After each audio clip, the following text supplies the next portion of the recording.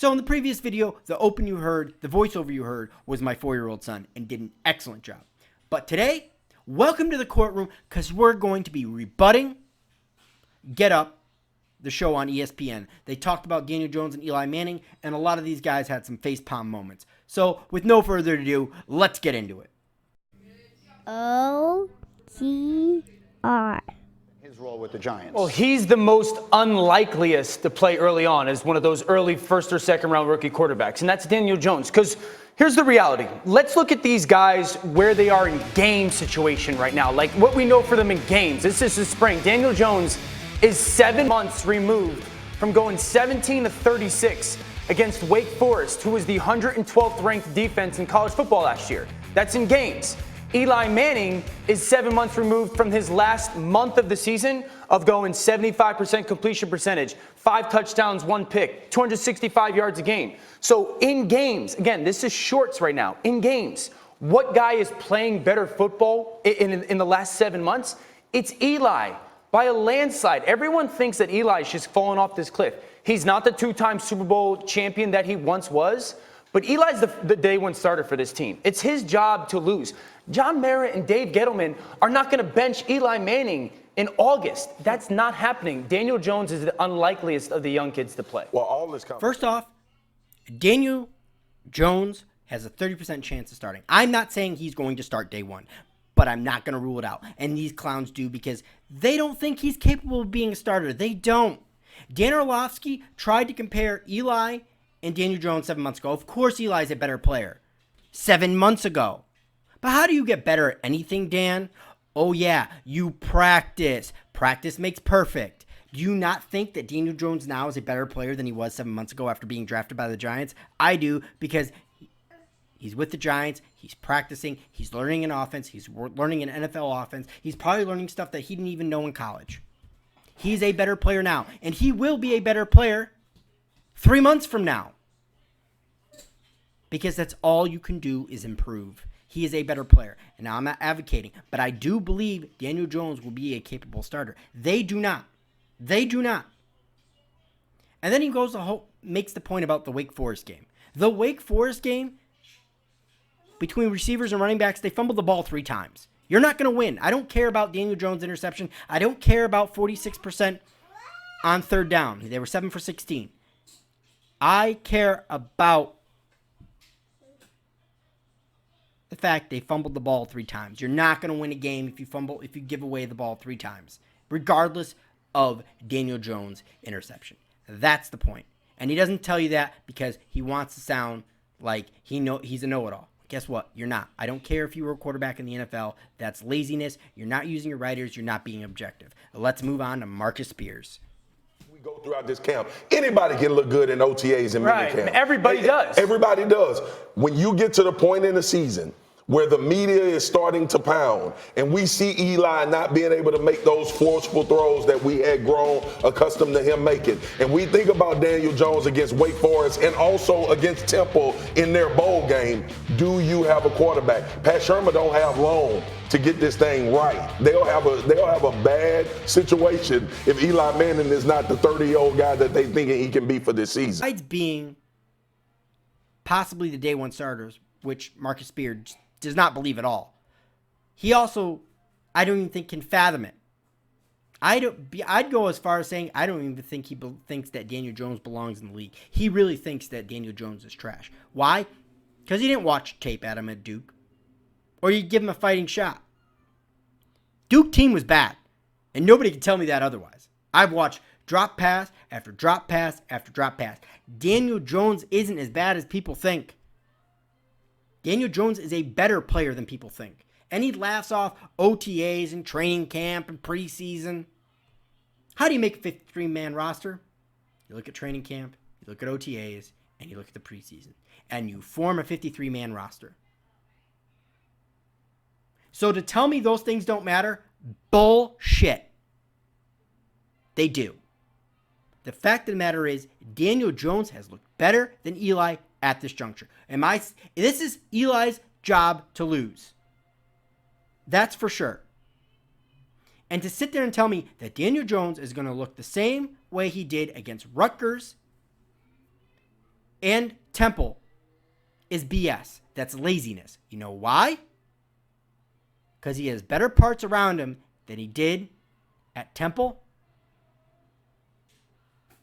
and at Wake Forest. And we've already gone through the Wake Forest game, and I already punched holes in Daniel Orlovsky's argument.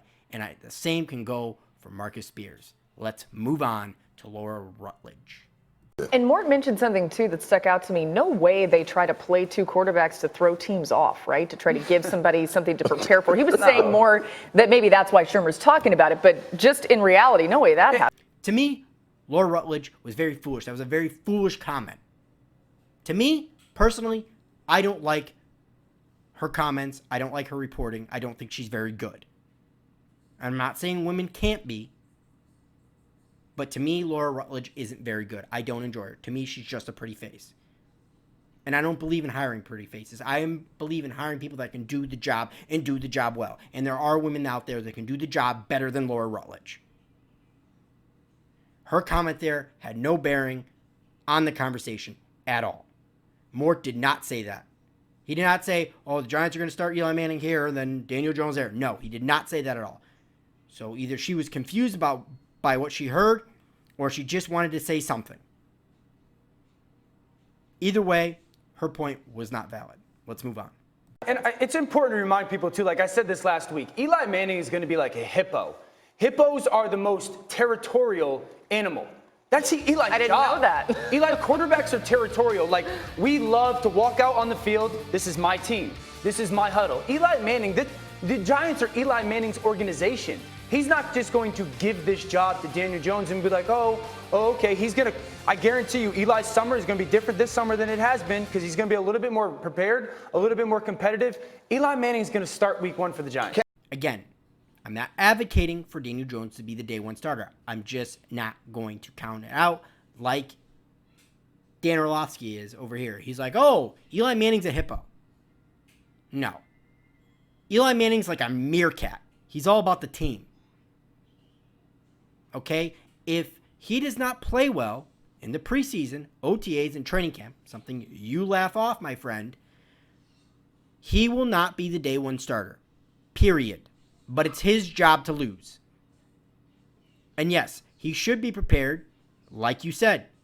And if he's not, he will lose his job to Daniel Jones. He has somebody there to push him, which he hasn't had the last couple years. And I do not believe the job is just going to be given. There is going to be a slight competition. Leaning in Eli's way unless he proves otherwise. It's his job to lose, essentially. Let's move on. Can I say something? The New York Giants, and look, the NFL is the most unpredictable of sports. Anything can happen. But when you project ahead, the New York Giants aren't a playoff team this year or any semblance thereof. The Philadelphia Eagles are everybody's darling. They're in that division. The Dallas Cowboys are everybody's darling. They're in that division. The Giants, when last seen, were a bad football team, getting rid of most of their best players. The Giants are building for the future. The future will be Daniel Jones. At some point during the season, they will do with Eli what they did with Kurt Warner once upon a time. They will take him out when the games stop mattering, which they figure to do somewhere around the middle of the season, and they will put the kid on the field, and they'll start to find out whether he was the right pick or not. But there's no reason to think the Giants are going to be 10-1, and you're going to have to be making a difficult decision about who the quarterback is going to be. They're not that good a team. Pat Shermer thinks that the Giants are going to be 10-1. Every coach right now thinks the team is going to be 10-1. Right, so that's why he's going to play. Do you think they're going to be 10-1? No, where's they have Landon me Collins? playing Where's safety. Olivier Vernon? Where are all these guys that used to be on their team? And I agree with you. Where's Odell? But the way, if they took Eli Manning in August and said, yeah, you know what, Daniel Jones has played nice in the preseason. Daniel Jones probably won't be the day one starter, but I won't discredit like a lot of these guys do. And Greeny's right. I do think they will use the Kurt Warner model on Daniel Jones. That's the only thing he has right. Yes, the Eagles are everybody's darling, and yes, the Cowboys is everybody's darling when it comes to the NFC East. And either one of those teams are going to be picked, depending on what analyst, to win the NFC East. Nobody's going to pick the Giants. Nobody's going to pick the Redskins, or very few will. But I'm not going to totally sit there and say, oh, the Giants don't have a chance of being a playoff team. Any team has a chance of being a playoff team.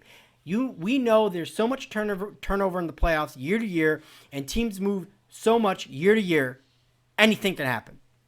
So I'm not going to totally discredit it. And he talked about the players that we lost. You know what? We also gained some players. I didn't hear him saying something about that. Jabril Peppers is going to be better than Landon Collins. He already showed it last year. You look at the PFF. Like I said, take it with a grain of salt, but he was. Odell, you're not going to replace Odell. But there's competent pieces behind Odell where I think the Giants can have a successful offense. And Olivier Vernon, for the most part, was hurt. Yes, he led the team in sacks, but he wasn't consistent at pressure. And that's what you need with a guy that you're paying that much money. I believe we have parts around here, O'Shane Zimenez, Lorenzo Carter, Marcus Golden, that will be effective, and I think will be better at getting at the pass rusher this year, or at least the Giants will surprise you about how they can get after the pass rusher this year than they did last year. Either way, guys, it's been one giant rebuttal. Just a quick announcement. I will be going to the Bills game week 2. So if you see me there, come up and say hi. Also, I will be at the Jets game later that year. Either way, guys, hope you enjoyed. Leave a comment below. It's been one giant rebuttal. Please like and subscribe, and go Big Blue.